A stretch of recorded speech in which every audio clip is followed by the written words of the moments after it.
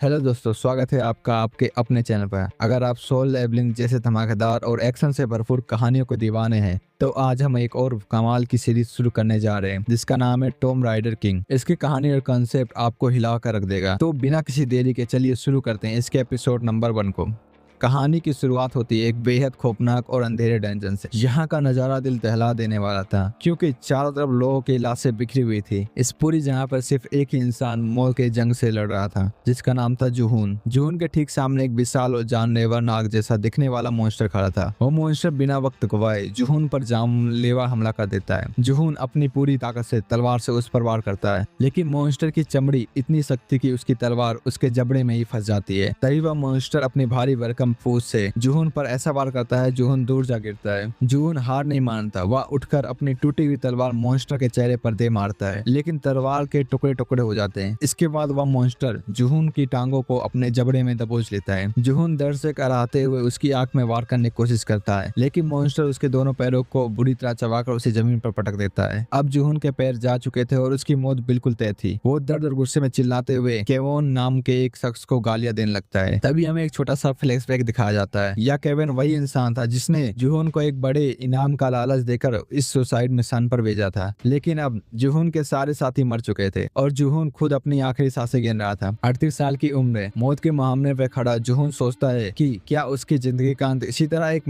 बेमतलब मौत से होना था। जब मॉन्स्टर जूहून को पूरी तरह निगलने के लिए आगे बढ़ता तभी अचानक पूरी जगह सन्नाटा छा जाता है, मानो समय वहीं रुक गया हो। वो मॉन्स्टर भी अपनी जगह पर जम जाता है। तभी जूहून को एक अजीब सी आवाज सुनाई देती है जो कहती है, तुम कितना चिल्लाते हो। जूहून हैरान होकर कहता है, मैंने अपनी जिंदगी में कई जादुई रेलिक्स देखे जो बात कर सकते हैं। तुम जो कोई भी हो, इस मॉन्स्टर को यहाँ से भगाओ और मेरी जान बचाओ। वह रहस्यमयी आवाज हंसते हुए कहती है, तुम्हारा आधा शरीर खत्म हो चुका है, अगर मैं इसे भगा भी दूं तो क्या तुम रेंगते हुए बाहर जाओगे? तुम टैलेंटेड तो हो लेकिन गलत दौर में पैदा हो गए। जूहून गुस्से में कहता है, चुप रहो, तुम नहीं जानते कि मैंने केविन के नीचे कैसी जिल्लत भरी जिंदगी जी है। मैं उसे इतनी आसानी से नहीं छोड़ सकता। तभी जूहून के सामने 4 आंखों वाला एक रहस्यमयी कौवा प्रकट होता है। वह कहता है, मैं तुम्हें एक और मौका देता हूँ, जाओ और असली राजा के सिंहासन को हासिल करो। इसके साथ ही एक जोरदार धमाका होता है। जब जूहून की आंखें खुलती है तो वह खुद को पूरी तरह ठीक पाता है। उसके कटे हुए पैर वापस आ चुके थे और सारे घाव गायब थे। लेकिन अजीब बात यह था कि वह किसी डंजे में नहीं बल्कि एक पुलिस स्टेशन में था। उसके पास एक महिला बैठी थी जो उस पर लगातार चिल्ला रही थी। वहाँ खड़ा पुलिस वाला जूहून से उसका नाम और डिटेल्स पूछता है। पुलिस वाला कहता है, जल्दी करो, नए साल के दिन भी काम करना पड़ रहा है, पता नहीं ये 2025 कैसे बीतेगा। 2025 का नाम सुनते ही जूहून के होश उड़ जाते हैं। वह सामने लगे कैलेंडर को देखता है। उसे यकीन हो जाता है कि वह पूरे 15 साल पीछे आ चुका है। उस रहस्यमय रेलिक ने उसे टाइम ट्रेवल करवा दिया था। जूहून को याद आता है कि अतीत में इसी दिन एक अमीर लड़की ने उससे पंगा लिया था और जूहून ने आत्मरक्षा में उसे धक्का दे दिया था, जिसके बाद उस लड़के की लालची मां ने जूहून पर केस दर्ज करवाकर भारी जुर्माने की मांग की थी। उस समय गरीब होने की वजह से जूहून को घुटने टेक कर माफी मांगनी पड़ी थी, लेकिन इस बार जूहून बदल चुका था। जब वह औरत जूहून पर हाथ उठाने की कोशिश करती है, जूहून उसका हाथ हवा में ही दबोच लेता है और उसे उसकी औकात याद दिलाता है। यह देखकर उस औरत का बेटा जूहून को मारने रहता है, लेकिन जूहून के पास भले ही अभी 19 साल का कमजोर शरीर था, पर उसके पास 15 साल का फाइटिंग एक्सपीरियंस था। वह एक झटके में उस लड़के को हवा में उठाकर जूहून को पटक देता है। पुलिस के सामने मारपीट करने की वजह से जूहून को जेल की कोठरी में डाल दिया जाता है। वह औरत बाहर से चिल्लाती है, अब तुम्हारा क्रिमिनल रिकॉर्ड बन गया है, तुम्हारी जिंदगी बर्बाद हो जाएगी। लेकिन जूहून मन ही मन मुस्कुराता है क्योंकि उसे पता था कुछ ही समय में दुनिया बदलने वाली है। जूहून जानता था कि साल 2025 में ही एक भयंकर भूकंप के साथ दुनिया भर के रहस्यमयी कब्र यानी टॉम्स उबरने वाली हैं। इन टॉम्स के अंदर प्राचीन और जादुई शक्तियां भी थी जिन्हें रेलिक्स कहा जाता था। जो इंसान इन रेलिक्स को हासिल करता है उसे सुपर पावर मिल जाती।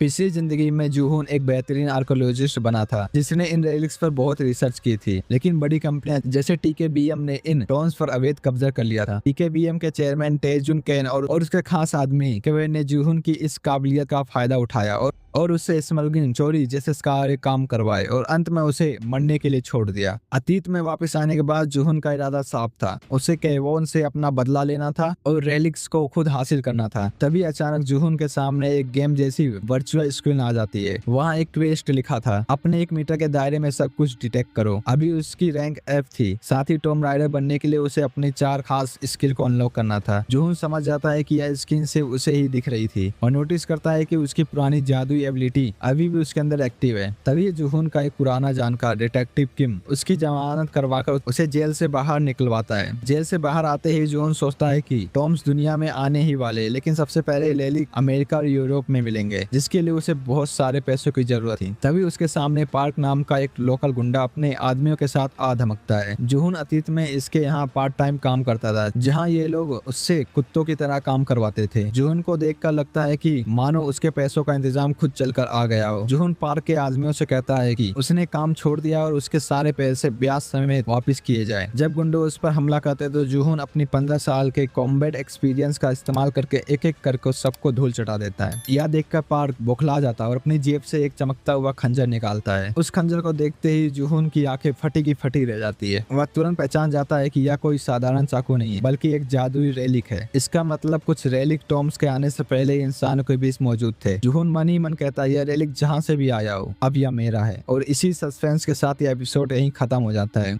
तो दोस्तों, कैसा लगा आपको टॉम राइडर किंग का यह पहला एपिसोड? क्या यह वाकई सोल लेवलिंग का टक्कर दे पाएगा? अपनी राय कमेंट सेक्शन में जरूर बताएं। और इस एनिमे के फर्स्ट एपिसोड से लगता है कि यह सोलो लेवलिंग के संग जिन्गू के बिल्कुल अपोजिट होने वाला है। इसमें जुहून बिल्कुल डार्क होने वाला है। अब मिलते हैं अगले वीडियो में। Take care and good bye.